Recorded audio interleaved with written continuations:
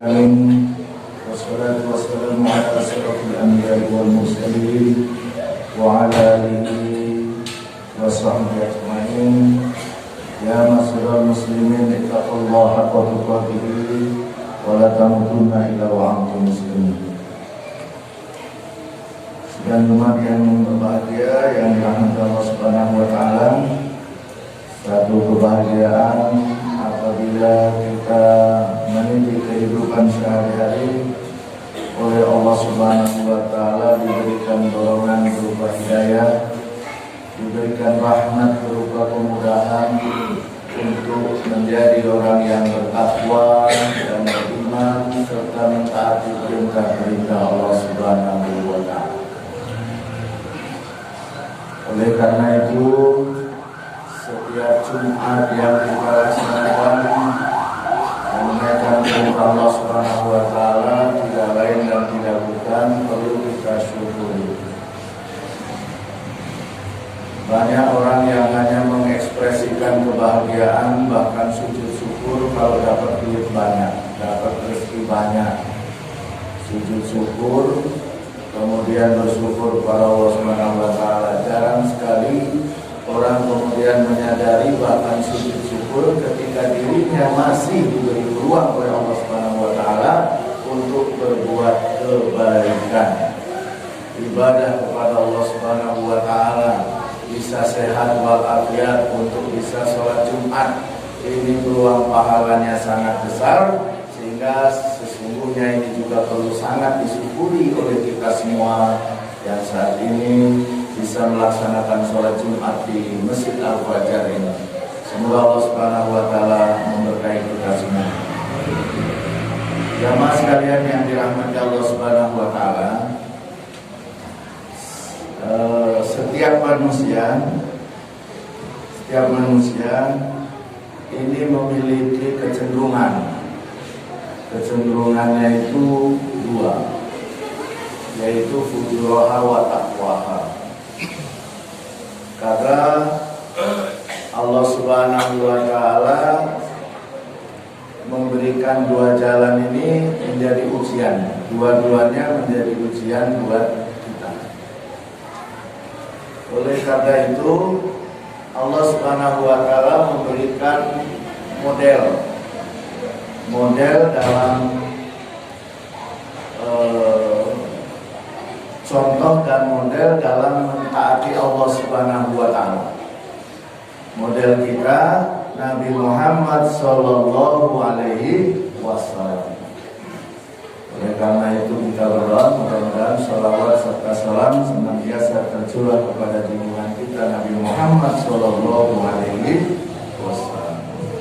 Jamaah sekalian yang dirahmati Allah Subhanahu wa taala, dalam Quran surat As-Sam ayat yang ke-7 sampai ke-10, Allah Subhanahu wa taala menceritakan tentang kecenderungan ini. Allah Subhanahu wa taala bersumpah demi jiwa, demi jiwa dan juga demi penyempurnaan atas ciptaannya. Maksudnya Allah bersumpah demi jiwa dan juga sempurnanya ciptaannya. Allah menciptakan sesuatu seperti langit beserta isinya, bumi beserta isinya, itu membawa kesempurnaannya masing-masing, membawa ciri daripada hasil ciptaan Allah Subhanahu wa taala masing-masing. Setiap manusia diciptakan secara sempurna dan kemudian membawa ciri masing-masing. Dan ciri ini menjadi sebuah identitas yang menunjukkan kemahakuasaan Allah Subhanahu wa taala.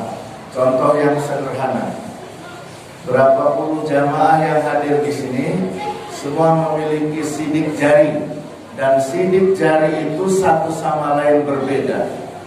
Maha kuasa Allah Subhanahu wa taala dalam menciptakannya, sehingga manusia nanti di yaumul hisab walaupun namanya sama-sama Agus, sama-sama Jajang, sama-sama Ujang, Allah tidak akan pernah keliru menghisabnya. Tidak pahala yang dilakukan Agus yang satu akan tertukar dengan Agus yang lain. Karena di dunia saja Allah sudah menciptakan, contohnya sidik jari. Ini satu sama lain di antara kita ini memiliki sidik jari yang berbeda-beda. Dari zaman Nabi Adam hingga nanti akhir zaman, semua amalan tidak akan tertukar.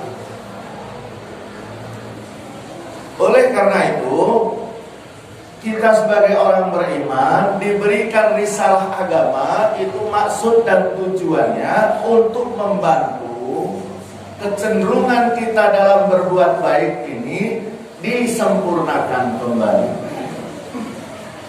Karena kalau bahasa Al-Qurannya itu ilham, diilhamkan kepada setiap manusia itu, artinya setiap manusia itu ada kecenderungan fujuroha wa taqwa.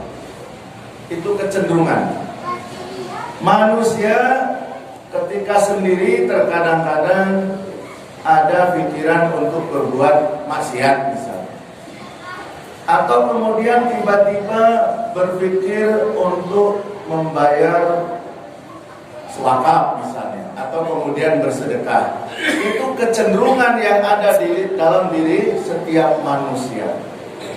Kalau kedua-duanya itu dipelihara, energi pemeliharanya lebih besar, maka manusia akan cenderung mengikuti mana yang mempengaruhi dirinya lebih besar. Misal, orang dari sisi pergaulan condong kepada bergaul di tempat atau dengan orang ahli maksiat, maka kecenderungan bermaksiat itu ada. Artinya kecenderungan kepada fujuroha, kemudian difasilitasi dengan kesempatan, difasilitasi dengan pertemanan, difasilitasi dengan tempat, maka kecenderungan seseorang untuk berbuat maksiat itu besar. Kemudian Allah Subhanahu wa Ta'ala memberikan kita dorongan bantuan. Pertama, hidayah. Hidayah dari Allah Subhanahu wa Ta'ala ini luar biasa. Tidak semua orang mendapatkan hidayah. Bahkan tidak semua orang yang meminta belum tentu mendapatkan hidayah. Bahkan juga setiap orang yang didoakan mendapat hidayah belum tentu juga mendapatkan hidayah. Nah, bersyukurlah apabila oleh Allah Subhanahu wa Ta'ala hati kita terpelihara dari hal-hal yang dapat menyebabkan terjerumus kepada fujuroha, tapi kepada wataqwaha. Waktu ada seruan muazin, kita datang ke masjid, maka itu kecenderungan wataqwaha. Allah berikan hidayah, petunjuk, kemudian Allah berikan rahmat kepada seseorang berupa kemudahan. Hidayahnya ada, petunjuknya ada, belajar agama sudah, tapi dia mendapat kesulitan, tidak mendapatkan rahmat bantuan dari Allah Subhanahu wa Ta'ala berupa kemudahan, maka kadang-kadang juga akan mengalami kesulitan. Bahkan banyak saudara-saudara kita yang terhalang sholat Jumat gara-gara misalnya tokonya laris, marema justru. Kemudahan dari Allah Subhanahu wa Ta'ala tidak berbanding lurus dengan kemudahan di mana dia taat kepada Allah Subhanahu wa Ta'ala.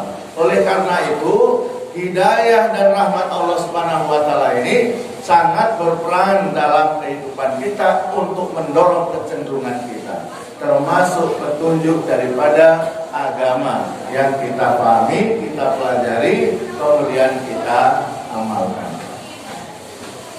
Allah Subhanahu wa Ta'ala berfirman dalam surat Al-A'raf ayat 179. Apa sih sebenarnya yang menyebabkan orang cenderung kepada fin abali jahannam kasira, kepada neraka jahanam? Wala qad dara'na li jahannam kasira minal jinni wal insi. Sungguh yang menyebabkan manusia tergelincir kepada neraka jahanam, kebanyakan manusia minal jinni wal insi, kebanyakan jin dan manusia tergelincir li jahannam katsira. Penyebabnya adalah diantaranya Allah Subhanahu wa taala memberikan lahum qulubun, Allah memberikan dia hati, tetapi tidak digunakan sebagaimana mestinya. Layak kohuna biha. Oleh karena itu, banyak orang yang memiliki hati tetapi tidak berhati mulia. Hatinya tidak qulubun salim, tidak qalbun salim, tidak mengarahkan hatinya itu kepada sesuatu yang menyelamatkan, karena kecenderungan tadi, memilih kecenderungan yang fujurah, sehingga kecenderungan keburukan itu mewarnai kehidupan sehari-harinya. Oleh karena itu, kita sebagai manusia ini gampang untuk paling tidak membuat penilaian secara zahir. Baik itu dalam urusan sosial kemanusiaan, baik itu dalam urusan politik dan lain sebagainya, maka kita bisa melihat dan menilai kecenderungan seseorang lebih kepada fujuroha atau wataqwa, itu bagaimana gerakan daripada hatinya, ucapannya, dan juga perbuatannya. Karena hati akan mempengaruhi indera yang lain. Ketika hatinya itu fujuroha, maka akan mempengaruhi perkataannya. Banyak orang yang tidak kuat menahan diri daripada perkataan-perkataan yang negatif, yang buruk, karena memang hatinya dalam keadaan buruk, sehingga keluar itu kata-kata yang buruk. Hati seperti teko, ketika diisi teh maka keluar teh. Ketika teko ini diisi kopi maka keluar kopi. Ketika manusia lebih dipengaruhi dengan hal-hal yang fujuroha, keburukan dalam sehari-harinya, kehidupan sehari-harinya, maka yang akan nampak dalam kehidupan sehari-harinya adalah fujuroha. Tidak ada seorang ahli sedekah keluar daripada orang yang meninggalkan sholat misalnya. Oh tapi ada Pak, orang kafir katanya suka sedekah. Itu bukan karena keimanan,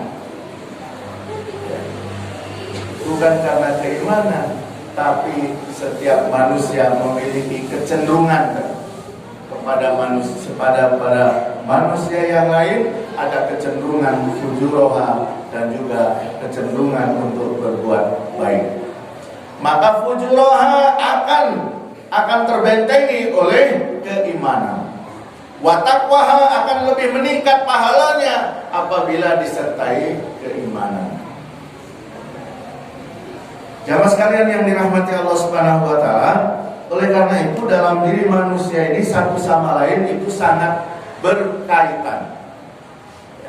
Seseorang berbuat baik tanpa disertai dengan tuntunan, mungkin hanya bisa menjadi tontonan. Baik menurut halayak, menurut manusia pada umumnya, tapi belum tentu baik menurut Allah Subhanahu wa taala. Oleh karena itu, kesimpulan daripada apa yang dimaksud oleh Allah Subhanahu wa taala, manusia diberikan kecenderungan kepada dua hal, yaitu fujurah wa taqwa. Manusia diuji dengan dua hal tersebut. Kalau manusia senantiasa berbuat baik, cenderung kepada kebaikan, ini ujiannya juga ada. Ujian istiqomah. Banyak orang yang mengawali kehidupannya dengan kehidupan yang baik, tidak mampu menjaga keistiqomahan, sehingga kemudian di tengah-tengah ada melakukan keburukan, kecenderungan fujurohanya itu mempengaruhi dia, kemudian tergelincir. Manusia begitu, sehingga perkataan yang muncul di masyarakat umum, kita sering mengatakan manusia ini tempatnya salah dan hilaf. Salah, kenapa antara salah dan hilaf itu berbeda? Memang hukumnya berbeda. Kalau kesalahan itu disadari, maka akan menjadi dosa. Ketika kesalahan itu berdasarkan kehilafan, maka tidak menjadi dosa.